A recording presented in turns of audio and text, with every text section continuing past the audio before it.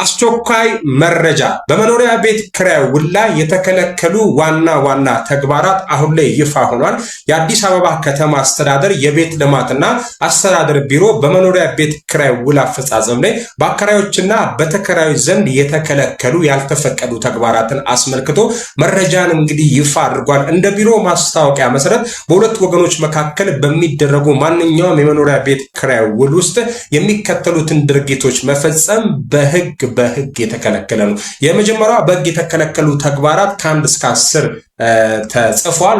ያሉትን ልንገራችሁ። ያለ ውል መከራየት፣ የመኖሪያ ቤት ክራይ ውል ሳያስመዘግቡ መከራየትና ማከራየት፣ የጊዜ ገደብ ማሳለፍ፣ በአከራይ ወይም ተከራይ ቸልተኝነት የክራዩን ውልን በአዋጅ የተቀመጠውን የጊዜ ገደብ አሳልፎ ማስመዝገብ፣ ውል አለማደስ፣ የመኖሪያ ቤት ክራይ ውል እድሳትን በወቅቱ አለማስመዝገብ፣ ህገወጥ የዋጋ ጭማሪ፣ በአዋጁ ከተፈቀደው አግባብ ውጪ የቤት ክራይ ዋጋ ጭማሪ ማድረግ፣ ያለ ጊዜው ከቤት ማስወጣት፣ በአዋጁ ከሚፈቀደው ውጪ የውል ዘመን ሳይጠናቀቅ ተከራይን ከቤት ማስወጣት፣ ያለ ማስጠንቀቂያ ውልን ማቋረጥ፣ በአዋጁ የተቀመጠውን የማስታወቂያ ወይም የማስጠንቀቂያ ጊዜ ሳይሰጡ ውልን ማቋረጥ ወይንም ደግሞ ማባረር፣ ከመጠን በላይ ቅድመ ክፍያ መጠየቅ፣ በአዋጁ ከተቀመጠው መጠን በላይ የቅድመ ክፍያ አድቫንስ እንዲፈጸም ማስገደድ፣ በጥሬ ገንዘብ ክፍያ መፈጸም፣ የቤት ክራይ ክፍያን በባንክ ወይም በሌላ ህጋዊ በሆነ የኤሌክትሮኒክስ ዲጂታል ቴሌብር ሊሆን ይችላል መንገድ አለመፈጸም፣ ቤትን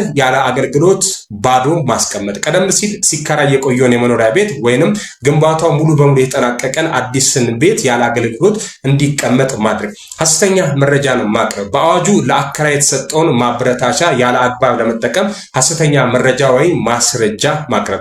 መረጃው ለአከራዮችና ለተከራዮች እንዲደርስ ሁላችሁም ሼር አድርጉ፣ ቤቱን ፎሎ አድርጉ። አመሰግናለሁ።